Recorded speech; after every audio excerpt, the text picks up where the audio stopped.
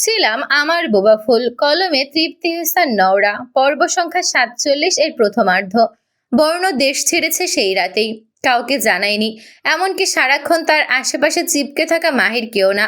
তখন উদাস দুপুরবেলা মাহির নিজের বাড়িতে লাঞ্চ শেষে খোদ কামরায় এসে বেডে বসেছে কেবল।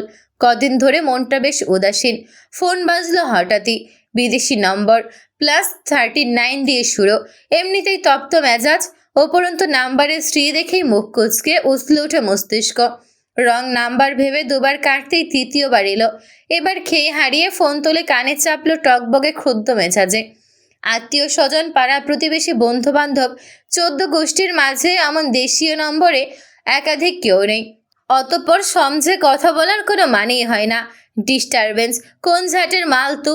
মাহের কি বাচ্চে? আমার কল কাটার এই দুঃসাহস কিভাবে হয় তোর? দাঁতের নিচে পিষ্ট হুঙ্কার। মাহের তড়াক করে একবার ফোনের স্ক্রিন দেখলো। বিড়বিড় করে, আওয়াজ কেমন চেনা জানা লাগছে। ধমকটাও। মাহির, ইয়েস বস। অবচেতন মনে বলেই বিস্মিত হয় মাহির। সম্মতি ফেরার মতো পরপর চমকে বলল, বস, এ কোথাকার নাম্বার? আপনি কোথায়? আজ আপনার যে রেকর্ডিং আছে বিকেল 3টায়। ঘড়িতে সময় দেখে 2টা বেজে গেছে এখনই। মাহির হতভম্বে বিভোর। বর্ণ বলল কর্কশ শব্দে, লিসেন টু মি।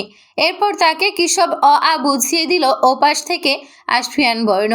মাহির প্রশিক্ষণপ্রাপ্ত সৈনিকের মতো সেসব অক্ষরে অক্ষরে মাথায় গেঁথেছে এবং পালন কর্মে নিয়োজিত হয়েছে। সুখের জ্বর তো নেমে গেল ঠিকই, তবুও হৃদয় ভার। তোফা গা ঘেঁষে বারবার অন্তর্মুখী স্বভাবের সুখের অন্তঃস্থলের গোপন রহস্য উন্মোচনে বৃথা চেষ্টা করে গেছে, অথচ সে অপারক। মেয়েটা থম মেরে আছে। অগত্যা উঠে গেল। ধীরে ধীরে সূক্ষ্ম নেত্রে রুমের প্রতিটি কোণায় কোণায় পর্যবেক্ষণ করে একটা জিনিস খুঁজে পায়। ড্রেসটা টেবিলের নিচে একটি অর্ধপৌড়া লেমিনেটেড ছবি। এটা ভাইয়া না? ছবি ঘুরিয়ে ফিরিয়ে দেখার ফাঁকে কপালে ভাঁজ ফেলে বলল তোহফা। সুখ ঠোঁট কামড়ে চকিতে তাকায়। হুট করে ছবিখানা হস্তগত করে ইশারায় বোঝালো, একদমই না। অবশ্যই জ্যাকেটটা ভাইয়ার, আর বা হাতের তর্জনীতে থাকা রূপর আংটি। এরপরও বলবি এটা ভাইয়া নয়? বলা বাহুল্য, ছবিতে মুখ পড়ে গেছে। তুমি মাহির ভাইকে? প্রসঙ্গ পাল্টাতে চাইল সুখ, তবে তোহফা থামিয়ে দিল গম্ভীর মুখে। মাহির ভাইকে এখানে টেনে আনার কোনো সঙ্গত কারণ দেখছি না। আমাদের কথা হচ্ছে ভাইয়াকে নিয়ে। এবার অন্তত স্বীকার কর তুই ভাইয়াকে পছন্দ করিস। করলেও এতে কি আসবে যাবে? সুখের হঠাৎ প্রশ্নে তুফা থমকায়। সত্যিই তো, সুখ যদি বর্ণ ভাইকে পছন্দ করে ভালোবেসে থাকে, তবে কি আসবে যাবে যদি না ভাইয়ার মাঝে কোনো অনুভূতি না থাকে? সুখের নির্মোহ চোখের দিকে চেয়ে বলল, কোনটা মুগ্ধ, কোনটা ভালোবাসা, কোনটা স্বাভাবিক দৃষ্টি আমি খুব ভালোই চিহ্নিত করতে পারি সুখ। তোর চোখের গভীরে ভাইয়ার জন্য অগাধ ভালোবাসা আমি দেখেছি। কখনো বুঝতে দেইনি, তাই তুই জানতে পারিসনি। তবে আমি জানি তুই ভাইয়াকে ভালোবেসেছিলি। ছিলি বলছো যে? প্রশ্নটি অবান্তর মনে হলেও সুখ করল হুটহাট। কারণ এখন বাসিস কি না আমি কনফিউজড। যদি বেশিই থাকবি, তবে ডক্টর মেহরাবকে কেন হে বলেছিস? আর স্বর অল্প বিভ্রান্ত হলো তোফার। ভাইয়াকে কখনো বলে দেখেছিস? আপি, থাক না এসব কথা। আমি ওসব অতীত মন থেকে মুছে ফেলেছি। সামনে আমার বিয়ে। আগামী 20 বছরও এ বাড়ি ছেড়ে যাব না বলা মেয়েটা হঠাৎ নিজের বিয়ে নিয়ে এতটা উন্মাদ। তোর কিছু একটা তো হয়েছে, কিন্তু কি? আচ্ছা, ভাইয়াকে একবার বলে দেখলে? তোমার ভাইয়াকে 1000 জন ভালোবাসে। এখন কি উনি সেই 1000 জনের ভালোবাসা অ্যাকসেপ্ট করবে? তাদের ভালোবাসবে। But you are special. কে বলল? স্বয়ং আশফিয়ান বর্ণ। বিব্রত বোধ করে সুখ। গম্ভীর মুখে অন্যত্র নজর সরিয়ে আনে। কী সব বলে চলেছে আপি? তোহফা আর চোখে একবার দেখে মনে মনে হাসল। সুখ যে স্পেশাল কথাটি বর্ণ মুখে না বললেও বিগত কদিন ধরে অবলোকন করেছে তার কার্যক্রমে। কিন্তু এর মূল কারণটা এখনও উদ্ঘাটন করা হয়নি। ভোরে উঠে আড়মোড়া ভেঙে সুখ কিঞ্চিত অবাক হলো ফোন হাতে। ডক্টরের নাম্বার থেকে এখনও টেক্সট এলো না। আশ্চর্য তো, কাল রাতেও লোকটা টেক্সের বন্যায় ভাসিয়ে দিয়েছিল। জ্বর যেদিন উঠেছে সেদিনের কথা না হয় বাদই, খাবারে অনিয়ম না করতে কত বোঝালো, আরও কত কি ডাক্তারি টিপস ফ্রি। সুখ সায় দিয়েছিল সবেতে। তবে লাস্ট কথোপকথনের শেষের দিকে একটু বিরক্ত দেখিয়েছিল বটে। তাই বলে রাগ করলো নাকি কে জানে। শীত হালকা, গায়ে ওমের একটা পাতলা চাদর জড়িয়ে নিচে নামে সুখ। খালি পায়ে সবুজ ঘাসের উপর হাঁটবে। সাইকেল নিয়ে কোথা থেকে সামনে এলো অভ্র। আপি চলো, তোমায় ক্যারি করি। প্রায়শই অভ্রর সাইকেলে ক্যারি করে তাকে। এমনই কোনো ভোরে আজ ইচ্ছে হলো না, গোমরা মুখে নাকচ করে, ইচ্ছে করছে না। আরে কিচ্ছু হবে না, চলো তো। ফাঁকা রাস্তায় চক্কর দিয়ে আসি দুজন। অগত্যা পিছু চড়ে বসে সুখ। পথিমধ্যে তামিজ সাহেবের সাথে দেখা হয়ে যায়। ভদ্রলোক জগিং করছেন। আপি ও মুখের ভেতর ছোট এক শব্দ। একে বেঁকে ছুটে চলার পথে সাইকেলের শীষ বাজাতে বাজাতে অভ্র বলল, এখন কেউ যদি জিজ্ঞেস করে তুমি আমার কি, তখন কি জবাব দেবে জানো? কণ্ঠ একরাশ উচ্ছ্বাস ছিল। সুখ ইশারায় জানতে চাই কি? তুমি আমার ঝি। সশব্দে ফোন বাজলো পকেটে। অভ্র থামলো, বলল, আপি ফোনটা তোলো, তবে সাবধান, হ্যাঁ, সিক্রেট আছে। তার ইঙ্গিত ছিল কলে থাকা নামের দিকে। উমামাও হতে পারে। নামের পাশে লাভ শব্দটা দেখলে আপির কাছে কট। এক হাতে অভ্রর কাজ জড়িয়ে অপর হাতে পকেট হাতে ফোন বের করলো সুখ। নামটা দেখে গলা খাঁকারে দিয়ে অভ্রর চোখের সামনে বাড়িয়ে ধরলো। ও গড, ব্রো। কণ্ঠে যত বিস্ময়। শেষ কখন বর্ণ কল করে তার ফোনে ঢুকেছিল জানা নেই। সুরে আশ্চর্য ভাব তখনও কাটেনি। আমি যা দেখছি তুমিও কি তাই দেখছো আপি? সূর্য তো আজ পূর্ব আকাশেই উঠেছে, তবে হঠাৎ দিনের বেলায় চাঁদের উকি দেওয়ার মতো ব্রোর কল কিভাবে আমার কাছে এসে পৌঁছালো? নির্ঘাত ভুলে প্রেস লেগেছে। রিসিভ করো আপি। নো, আমি পারবো না। আরে আরে, একটু করেই দাও না, দেখতেই পাচ্ছ আমার দুহাতি বিজি। ভিডিও কল এসেছে হোয়াটসঅ্যাপে। সুখ রিসিভ করে অভ্রর সামনে ধরতে গেলে সে বলল, অ্যাক্সিডেন্ট ঘটাতে ইচ্ছে আছে? চোখের সামনে এমন করে ফোন ধরলে পথ দেখা যায়? সাইকেল থামিয়ে কথা শেষ করো অভ্র। সুখ বলল কথাটি, তবে শুনল না অভ্র। কলের বিপরীতে থাকা বর্ণের উদ্দেশ্যে বলল, ব্রো, তুমি সত্যি আশফিয়ান বর্ণ নাকি তার ডুপ্লিকেট?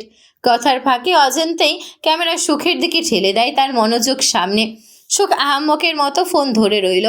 বর্ণ কথা বলছে না। এক দৃষ্টিতে স্ক্রিনে ভাসমান সুখের গম্ভীর মুখে তাকিয়ে আছে, ঠোঁটে ঠোঁট গুজে, ভীষণ মনোযোগে। কানের পাশে কেশরাজি এলোমেলো উড়ে বেড়াচ্ছে সুখের। শুষ্ক ঠোঁটে স্ট্রবেরি লিপজেল, মসৃণ ত্বক, ঠিক যেন তুলো।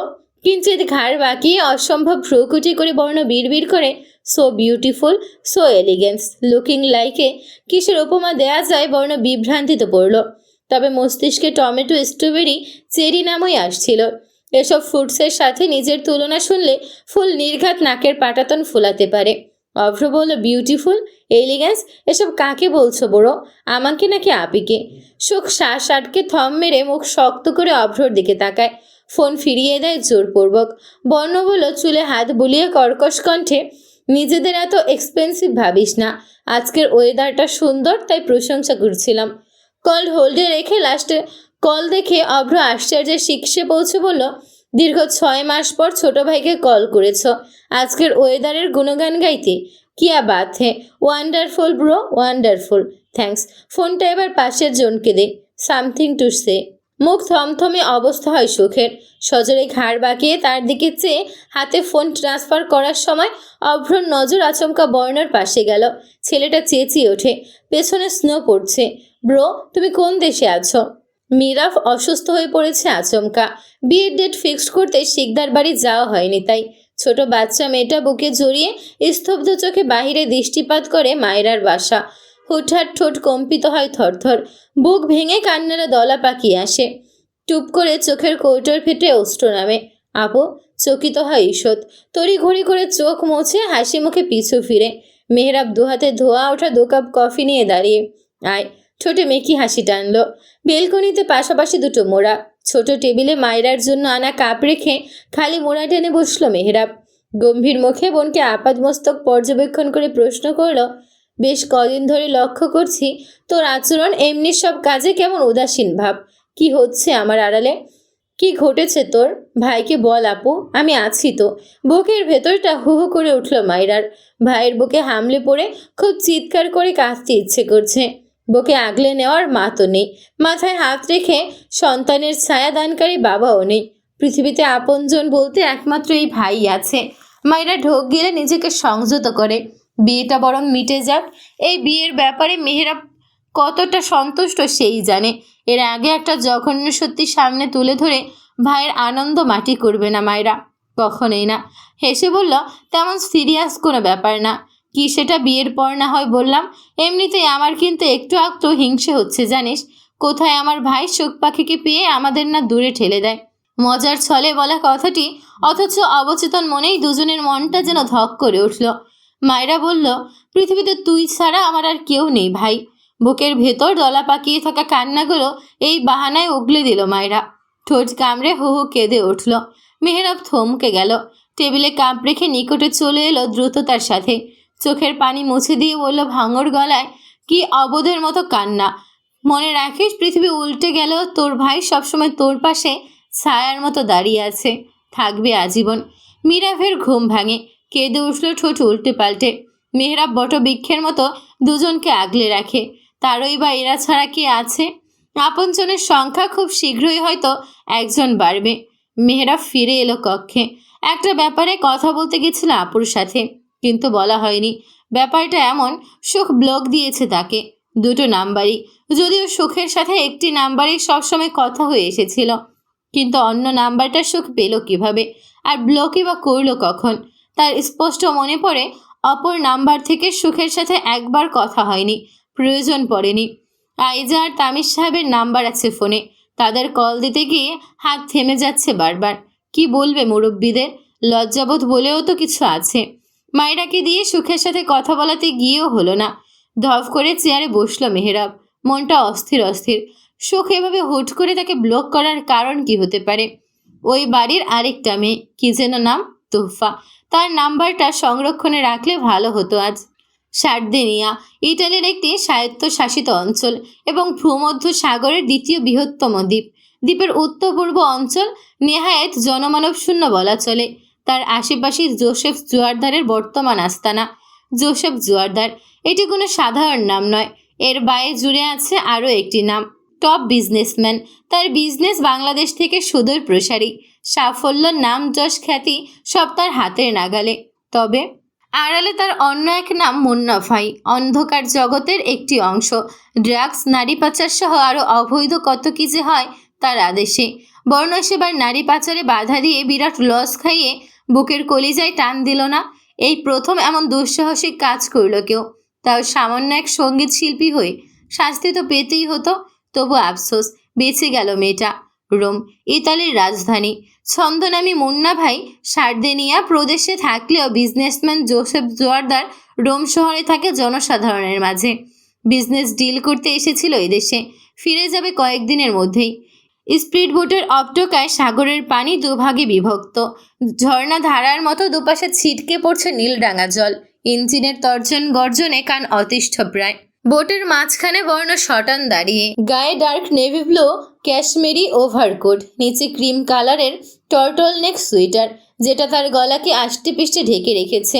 বুট জুতার সাথে মানানসই ডার্ক ওয়াশ জিন্স, হাতে ব্ল্যাক লেদার গ্লাভস, গলায় একটি স্কার্ফ যেটার মুখশ্রী অর্ধেক আবৃত। কেবল ধূসর গানলো মনির চোখ দুটাই দৃশ্যমান। বর্ণর বুক কাঁপছে না, দৃষ্টিতে বিচলিত ভাবের ছিটে ফোটা নেই। নিশ্চল নির্ভীক, এক দৃষ্টে সমুদ্রের বুকে থই থই পানির দিকে চেয়ে আছে। তার পিছে আরিয়ান আর জিসান দাঁড়িয়ে, প্রায় একই পোশাকে তারাও আবৃত। জিসানের হাতে ল্যাপটপ, লোকেশন ট্র্যাকিং চলছে। আর কত দূর? প্রশ্নটি করল আরিয়ান, জবাব এলো আর কিছু দূর। Welcome welcome welcome, the great Russian বর্ণ। সারি সারি দাঁড়িয়ে থাকা 30 বন্দুকধারী লোকেদের মিছে ভীতু চোখে পরখ করে বর্ণ হুট করে সামনে চাইল।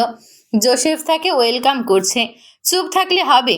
বুকে হাত চেপে ঈষৎ ঘাড় ঝুঁকিয়ে কৃতজ্ঞতা জানায় বর্ণ। মাই অ্যাপ্রিসিয়েট। জোসেফ ক্ষিপ্র হলো তার এই নির্বিকার ভঙ্গি অবলোকন করে। তার ধারণা ছিল বর্ণর পদধূলি এখানে পড়লে সে যখন অবাক হওয়ার বদলে ওয়েলকাম করবে, তখন বর্ণ তবদা খাওয়া সুদর্শন শ্রী দেখতে কেমন হবে।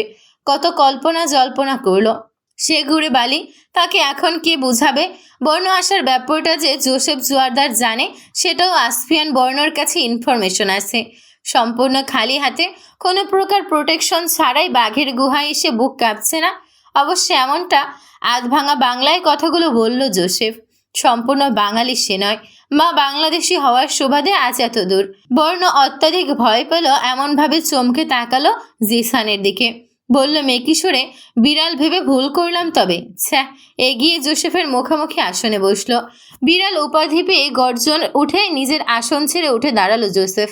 এই রকস্টার, রিল্যাক্স ইয়ার, এত হাইপার হওয়ার প্রয়োজন নেই। ইট ওয়াজ জাস্ট এ জোক।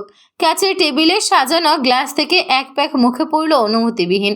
নানা বাড়ির অতিথি আমরা, আপ্যায়ন করবি না জোসেফ? থুরি, এককালের দোস্ত। আমায় ফিরতে হবে দেশে। Let's get down to a deal. চড়া ভ্রু কুচকে আসে জোসেফের। নীলমণি চোখ জোড়া তীক্ষ্ণ হয়। শুটের একটা বোতাম খুলে খানিক ঝুঁকে এলো বর্ণের মুখোমুখি। হিসিয়ে বলল, তাচ্ছিল্য হেসে, deal with me? What's that like? বর্ণ হুট করে উঠে পকেটে হাত পুরে চারদিকে নজর বুলিয়ে নিল। তেজে চোখের চাহনি ছিন্ন ভিন্ন করে দেবে সংযম। তর্জনী তুলে বলল, আমি তোকে এই জায়গা, এই দেশ থেকে টেনে হিস্ট্রি নিয়ে যাব। জোসেফ জোয়ারদার নামটা আজকের কিছু মুহূর্তের জন্য পৃথিবী থেকে গায়েব করে তোকে এমন এক যন্ত্রণাদায়ক মৃত্যু উপহার দেব যে। হাসি দিতে দিতে জোসেফ হেসে উঠছে হু হু। খোঁচা খোঁচা দাড়িযুক্ত মুখোশটিতে হাসিটা বেশ আকর্ষণীয় সুন্দর, তবে শব্দগুলো গায়ে কাটা ধরিয়ে দেওয়ার মতো। বর্ণর দিকে ইঙ্গিত করে বলল, নেশা চড়ে গেছে ওর। Boys, slap him out of it. আদেশের অপেক্ষায় ছিল বন্দুকধারী লোকগুলো। জোসেফের কথা শেষ হতেই একে একে চতুর্দিক থেকে বর্ণর কপাল রিভলভার ঠেকিয়ে ঘিরে ধরল নিমেষেই। বর্ণ ভয় পাওয়ার মুখভাব করে স্যারেন্ডার করার ভঙ্গিতে হাত তুলল। এরপর বলল বিস্মিত সুরে, এতগুলো গান, ভয় পেয়ে গেলাম। একটা অ্যামেজিং দেখাই? ওকে, হেয়ালি স্বরে বলল বর্ণ। কাউন্ট ডাউন করি আগে। এরপর তুড়ি বাজাতে বাজাতে গুনল, 1 2 3।